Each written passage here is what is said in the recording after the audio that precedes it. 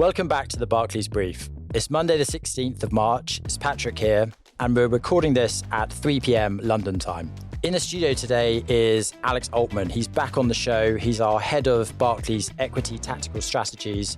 Alti, thanks for coming back in and talking on another busy day in markets. Thanks for having me on, Patrick. So if you look at the major equity indices right now, markets appear relatively composed in the wake of the escalation in Iran. It seems that many investors appear to be assuming the escalation is fairly short-lived, which explains why equities have been relatively resilient compared with past oil shocks. But that calm is a bit deceptive. It's a bit like watching the ocean during a storm. So from a distance, the surface can still look fairly steady, with waves rising and falling in a familiar, predictable way. But the real action is underneath in the currents. And that's where we are in markets today. Because beneath the surface, the sector moves have been brutal. We're seeing sharp rotations as investors rapidly have to reprice global risk. So on the podcast today, we're going to look beneath the surface to understand what those currents are telling us. And if you'll indulge me in stretching this analogy a bit further, how investors might think about positioning for the next market wave. Alti, it's great to be with you in the studio today. Can you help put the last couple of weeks into context for our listeners?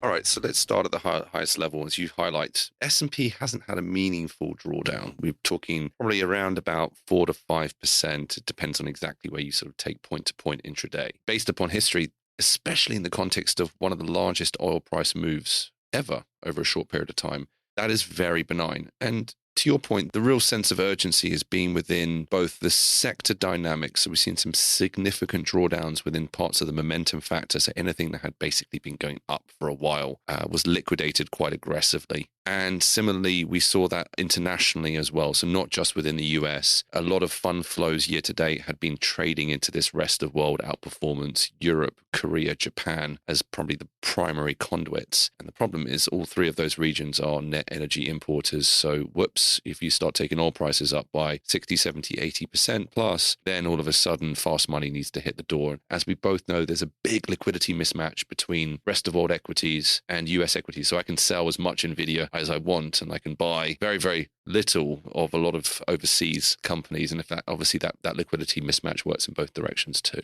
Okay, so let's talk about some of those sector moves that you referenced there.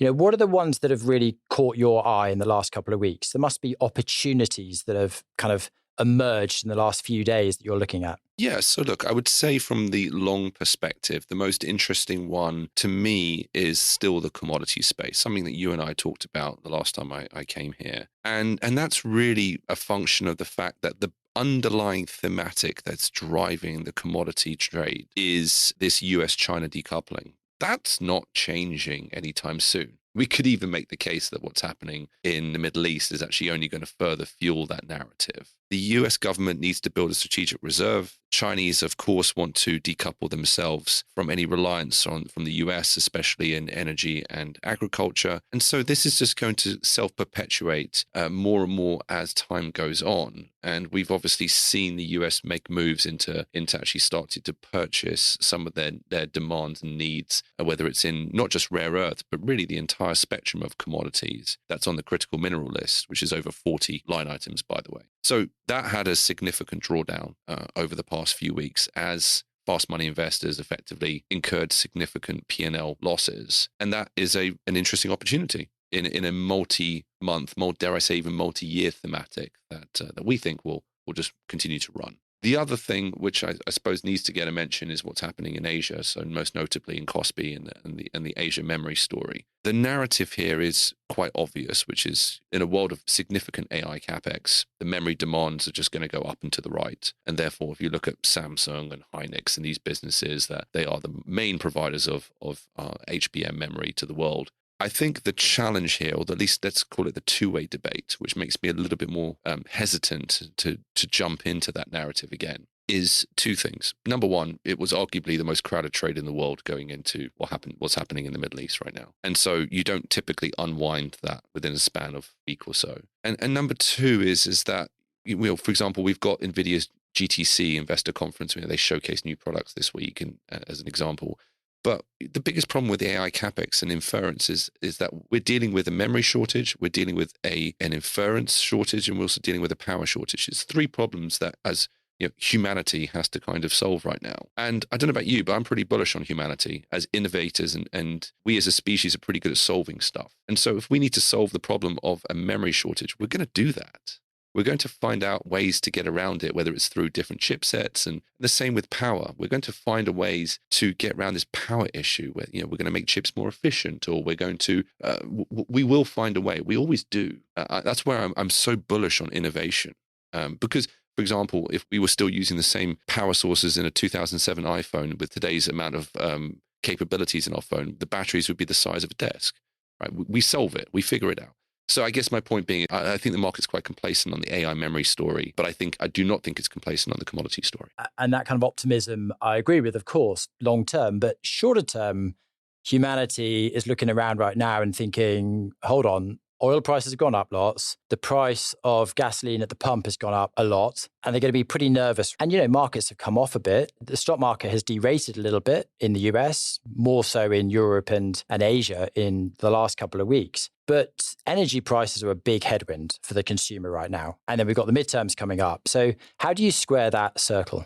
There's no doubt that it's definitely a hot button topic for the midterms, but I think that we need to be careful from parlaying what we see from an energy price perspective too much into direct consumer impact. There's definitely a psychological impact of, say, $4 gasoline, without a doubt, but the physical impact is a lot lower based upon the numbers. So if you look at, say, the 1970s oil shock, household spending on gasoline and other energy products, so that includes things like, butane or diesel or anything like that we just use in day to day, was about 8% of household disposable income. Today, it's 2%. And even a decade ago, it was probably more like 3%. So we're talking about relatively lower numbers. And this is where I would push back a little bit just on some of the more bearish views that, we're at $95 oil, $100 oil. That means it's the end of the economy. I don't think so. 2011 to 2014, the US economy averaged about $95 oil for 3 years. And the economy was fine. And the S&P still went up. Didn't have, obviously, 20% returns, but it still went up. We still delivered positive earnings growth. I think, put it this way, the oil shock has been just as much about the rate of change than it has necessarily been about the level. Okay, but in 2011 to 2014, $95 oil, economy fine, S&P up. But it's a similar price for oil today. And yet the valuation of the market, the S&P, is far higher than it was in 2011 to 2014. You've got a complete reversal in terms of market expectations around Fed cuts this year and next year. Oil is feeding inflation concerns, and you've got rising anxiety around private credit. So explain to me why you think, being bullish on US risk assets in light of that kind of comparison to 2011 to 2014. Yeah, so the key to this answer is really that if you look to valuation in isolation of anything else, then you're absolutely right. But the world has changed quite dramatically over the past 10, 20 longer term years. Most notably is just really in corporate margins. So corporate margins in between 2011 and 2014 were significantly lower than where they are today. Just to give you some numbers to back that up, today we're running at about an expected 19% operating margin. We were several hundred basis points below that in over a decade ago. The other consideration is, of course, yes, you're absolutely right. So valuation was lower. So today we're trading on 20.5 times forward projected 12-month forward earnings. That's down a lot, by the way. We've derated. The S&P hasn't done much this year. We're down whatever, call it a couple percentage points at the time of this podcast. So let's just call it flat. But the S&P's derated a full 1.5 from its highs, which I think peaked somewhere around about October, November time in terms of the valuation top. So projected margins are still going up. Valuation has come down sharply. I mean, we're talking about one of the sharpest deratings of the market since Liberation Day, which I know wasn't that long ago, but that was a pretty sharp derating too. So if you compare it back to 11 to 2014, yes, optically you are correct, but you have to consider that margin dynamic and the earnings power of companies today is much, much different than it was a decade plus ago. So talk to me about how you think about the US economy from here for the rest of 2026 and how you think it performs relative to Europe and maybe rest of the world. Look, I think the US economy, just as a baseline, is doing okay. And I think that one of the most bullish reasons I can give you on that the US economy is okay, just take the debt profile of the US economy. And I don't mean the government. I just mean the private sector. Private sector debt to GDP today is the lowest it's been in 25 years, right? that is a very, very good foundation to at least absorb any kind of external shocks. So if you add on top the AI capex narrative, which we know is delivering 1% or more of GDP growth, especially if you believe our research, who's saying that we're going to accelerate even more in terms of that capex spend, then you end up with the sort of a reasonably robust tailwind for GDP. And yeah, you could say it's a bit narrow and the consumer's not doing that great and savings rate's a little too low and all this kind of stuff, but just it's okay, right? So from an earnings delivery perspective, then the US market should also be okay, especially because people forget that we've derated again. We've derated through time rather than really through price. And people forget that, right? It's just as a really important point that every month that the S&P does nothing, right? We're derating by between 1.5 and 2 percentage points. That's massive. Just because we're growing those earnings by 15, 20% a year still. And that's much more than what Europe is delivering right now, which is cheering at the prospect of having 1 to 1.5% GDP growth if they're lucky. And of course, that's probably going to get shaved in a protracted high energy environment where the US, yes, of course, we care about higher energy prices, but to the earlier point, we can absorb them, especially now. We're producing 14 million barrels of oil a day. We're the biggest producers globally. So again, I think that in a world where if we want to adjust to a higher energy price environment or just a higher commodity price environment in general, then the US stands to benefit versus other regions, especially Europe as a net energy importer. So I think that, again, back to the point about that operating margin that is a consideration for valuation. If you look at Europe as well, operating margins versus their valuation, there's nothing exciting about Europe. So I choose US corporate exceptionalism in the world of AI over any other region. Fantastic. I think that's a very good place to end. But your short to medium term view remains. And it was the same when you were last on. You like the commodity space here and you're bullish on US risk assets.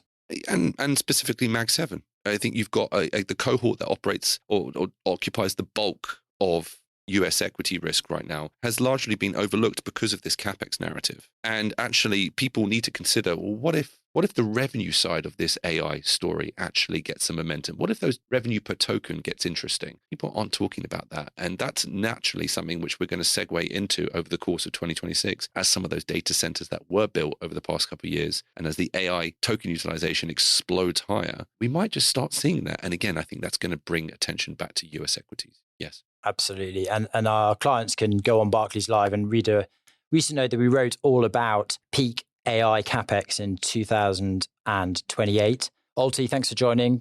Come back again soon and look forward to catching up. Thanks, Patrick. It's great to be here. Well, it's been great to have Alex Altmann on the show again today. Thanks everyone for listening. Do hit subscribe wherever you're listening, and we'll see you again on the Barclays Brief next week.